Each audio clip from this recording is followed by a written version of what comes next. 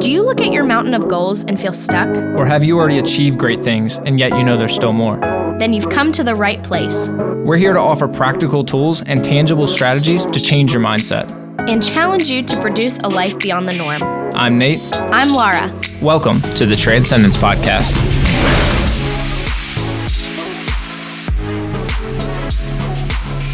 Welcome back to the Transcendence Podcast as we dive into the different Enneagram types. For those of you who are tuning in for the very first time, go back a few episodes. We have an episode describing what is the Enneagram, and it'll go in depth as to the different components of the Enneagram and what it means to us and why we're actually diving into it so deep. But for this week, we're going to dive into the Enneagram Type 7, the Enthusiast. Laura, tell us a little bit about the Enneagram Type 7. Yeah, so the Enthusiast is the busy, variety-seeking type. They are your spontaneous, acquisitive, versatile, and sometimes scattered type of people. Their basic fear is being deprived and in pain.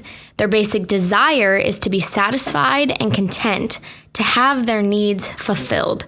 Their key motivations, what drives them, is that they want to maintain their freedom and happiness. They want to avoid missing out on worthwhile experiences and adventures. They want to keep themselves excited and occupied at all times to avoid and discharge pain. So, Nate, why don't you tell us a little bit about their deadly sin? For enthusiasts, their deadly sin or their deadly passion, something that can actually hold them back from achieving all their potential, is going to be gluttony. It's going to be living in an excessive amount, where they always want more. Mm-hmm. And a lot of times this want for more is to avoid or to cover up some kind of pain or suffering or grief or anxiety. They're always anything that brings them pleasure, they're gonna take it, and they're gonna take it in an excessive amount. Right. They sometimes lack that self-control of knowing, okay, where's the balance here of when too much is too much. One of the books that we really recommend is The Road Back to You by Ian Cron and Suzanne Stable. And I'm going to read a short little excerpt from the chapter all about the Enneagram Type 7. And this is what it means to be a Type 7. These are things that a 7 would say about themselves. Variety and spontaneity are the spice of life. It's hard for me to finish things. When I get close to the end of a project, I start thinking about the next thing. And then I get so excited, I sometimes just move on. I usually avoid heavy conversations and confrontations. I think people fear more than they should. I don't like it when people have expectations of me. So what you're going to see when we talk about the Enneagram Type 7 is that they really just want to enjoy life. Mm-hmm. And they not only want to enjoy it themselves, but they want everybody in their environment to enjoy life.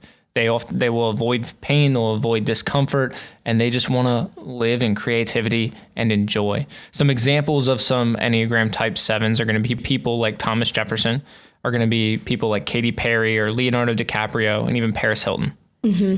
I think the best way to describe a Type 7 is they think life is just a walk in the park. They don't want to take notice to any of the sad things, any of the negative things. They just want to experience life to its fullest and take in all of the happy parts of life without experiencing any of the negative parts.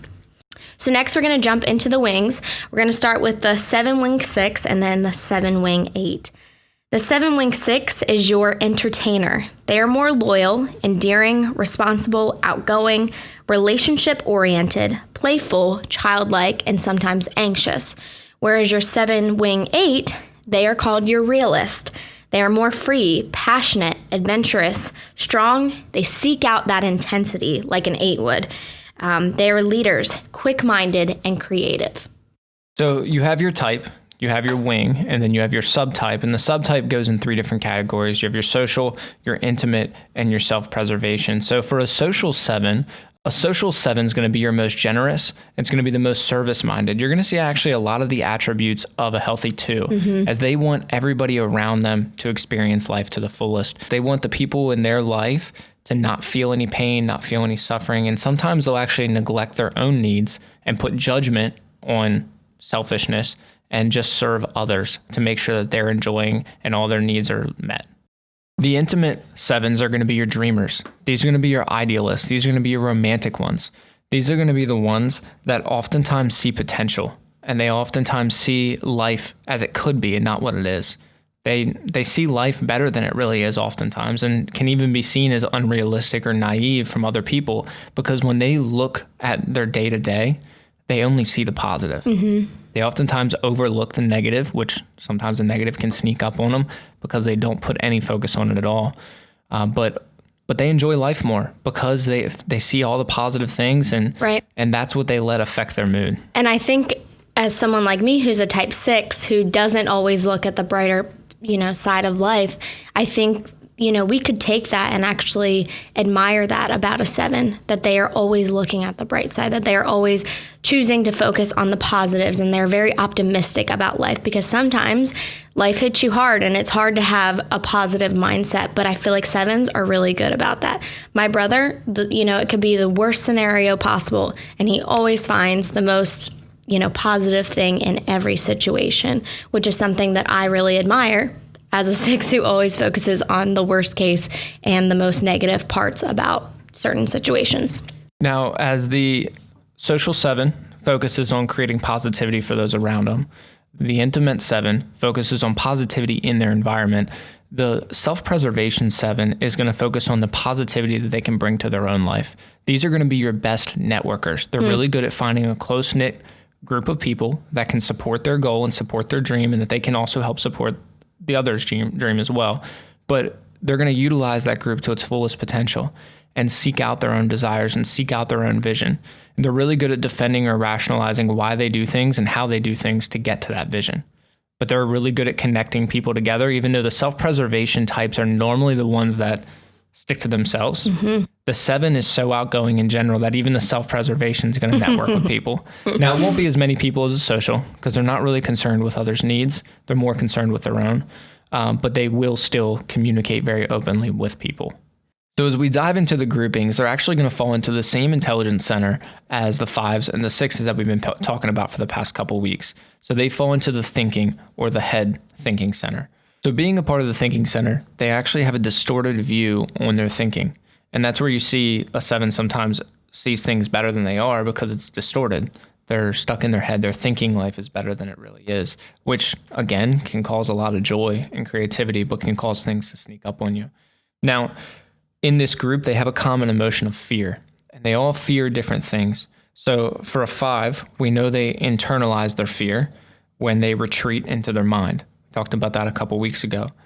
6s are conflicted with their fear. We talked about that last week, as they focus on the worst case scenario. 7s they externalize their fear. They try to turn every uncomfortable situation into something positive, into something new, where they'll either avoid it altogether or cover it up or make it try to seem better than it is, so it doesn't bring a feeling of fear or anxiety or discomfort. They keep their minds occupied to avoid feeling that pain or that grief or that anxiety. So that's where you talked about them being the busy types. They're always going to pile more and more on their plate to avoid having to sit in that fear. Now, their strengths is that they're adventurous, they have a huge imagination, and they're quick thinking. Their challenges are going to be that they're uncommitted, they're impatient, and they're unrealistic. So you're going to see times, again, where their positivity is going to be at a whole other level. And a lot of times their imagination is so big that it's hard for them to articulate it and say it back to someone that's not a 7, especially someone that's not even a wing 7. There's often times where we talked about your brother, he'll have this great idea and everyone's like, where is he even at right now? Like, his thoughts are so scattered. But when he's able to align them and articulate them, then it's powerful and can resonate with people. Right. Just a quick break. We hope you are enjoying this Enneagram series. In a better effort to serve you guys, our listeners, we would love to know if you have any questions regarding the Enneagram. In just a few short weeks, we will be hosting a Q&A right here on YouTube about the Enneagram. So if you do have any questions, make sure you drop them in a comment below. Now, let's get back to the episode. Now, the Harmonic Group, or how they deal with conflict or disappointment, is actually very similar to the 2s and the 9s. They're part of the positive outlook group. Shocker, right? They always look at the positive things. And the reason that this group of people, the 2s and 9s and the 7s, all look at the positive side of things is to avoid pain or to avoid discomfort. You're going to see that common amongst all of them. Now, 2s avoid their own needs and emphasize others. They fill their time helping others accomplish their own needs and desires, and oftentimes just avoid, their desires and their needs. A 7 is actually going to emphasize the positive experiences and the environment around them. They're going to avoid pain, and they're also going to avoid the cause of pain, especially if it's themselves, and try to cover it up with something positive and try to twist something to make it seem positive. 9s we'll talk about in a couple of weeks about what they do to avoid pain as well, but it's very similar. They're focusing on the positive as well. My advice to this group is, hey, sometimes it's better to sit in that pain, to overcome the problem, because instead of putting a false positive spin on something, you can actually work through something and actually create true positivity and overcome a challenge rather than just keep covering it up. Yep, that's good. Now, the horny being group is how they get what they desire when working with others. 7s are going to fall into the same category as 3s and 8s. They're going to be part of the assertive group or the aggressive group. Now, all 3 of these types, their main mantra is, hey, we impact the world doesn't impact us. These are going to be the ones that go out and actively do things often. With that, they're all hoping to earn something. For a 3, we talked about that a few weeks back, where their main goal is to earn attention. That's why they go out and assert themselves in the world. For a 7, their main goal is to earn security. They want a positive environment.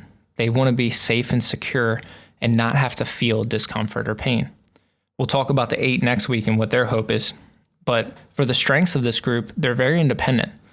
They're very energetic, but they can also be very demanding, and they may not follow through. I know you talked about it earlier where, hey, they get close to the end of something, then see something new and go jump on it. Mm-hmm. So they sometimes need someone to finish it for them or hold them accountable to finish something.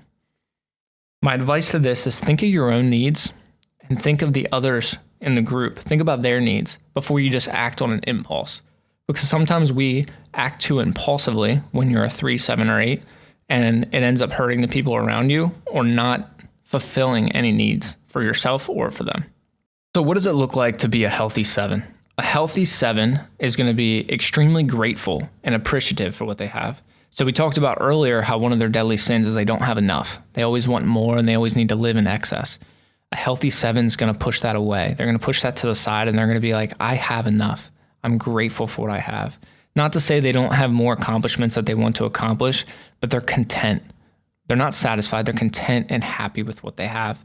They're highly responsive. They're excitable. They're eager. They're lively. And you're going to see they become more focused and fascinated by life, like a 5. That's actually their growth number. Whenever they're living in a healthy state, they're going to show the positive attributes of a 5 and really learn about life and become fascinated with it. Now, you're going to see an average 7 when restlessness starts to set in, when they start to become bored. So they're going to seek new adventures, but they're going to become less focused and less focused specifically on their end goal or their main vision. They sometimes, seek money or variety and keeping up with trends over working on their main goal and their main vision. They throw themselves in constant activity and lose what they truly want in life just to stay busy. Because when they have to sit in boredom sometimes, they start to realize that they haven't accomplished everything yet. And instead of using that as motivation to chase what they want, they start to feel that pain and that anxiety. And again, an average 7 is going to just avoid it at all costs.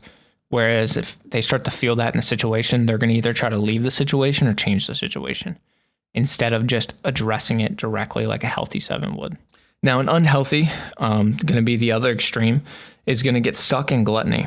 They're never going to have enough. They're always going to be chasing more. They're going to become self-absorbed, and all their generosity is going to go out the door. They're going to do everything to take in all that they can. They're going to become completely impulsive, and they're going to go out of control, doing anything to avoid any kind of pain, any kind of suffering, and just, live life by their own rules and with no direction and no vision and no drive, and ultimately get nowhere. Their stress number is actually going to be a number 1.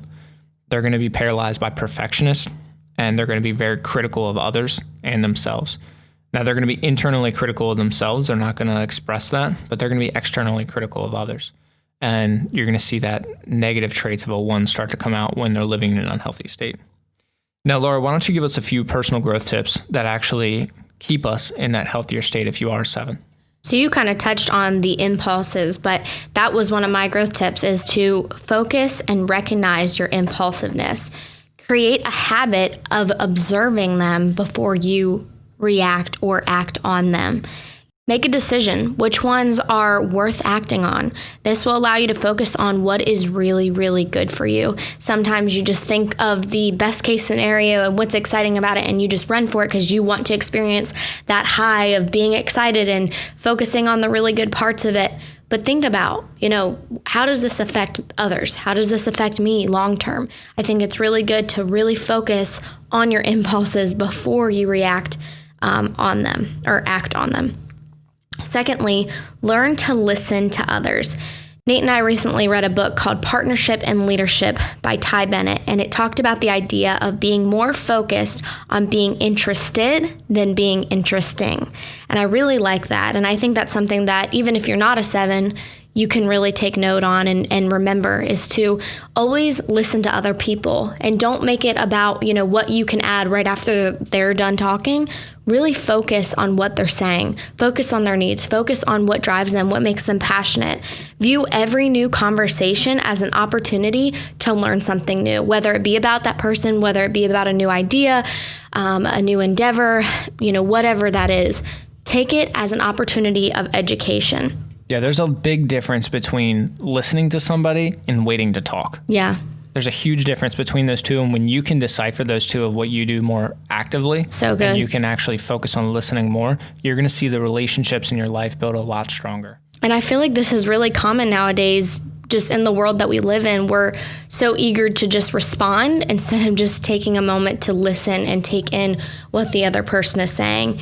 A little side note when it comes to learning to listen, 7s, learn to appreciate silence.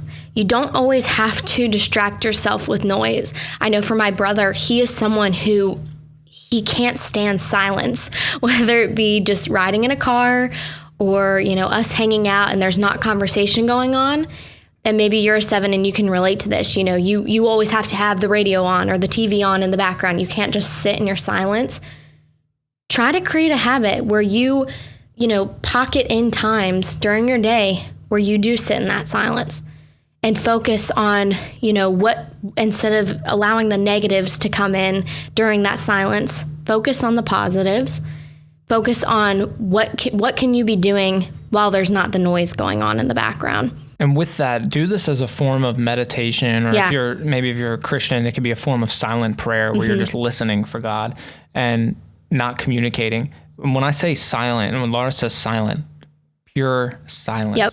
I know another thing your brother tends to do, and a lot of other 7s that I've noticed tend to do, is whenever they don't fill it with their own voice, they're listening to music, or they're listening to something, they're listening to a book, they're listening to a podcast. And though all of those things have benefits, there's something different about when you can sit in silence and sit with your own thoughts, sit with your emotions, sit with that pain, sit with that suffering. Yeah. Work through it rather than covering it up. That's good.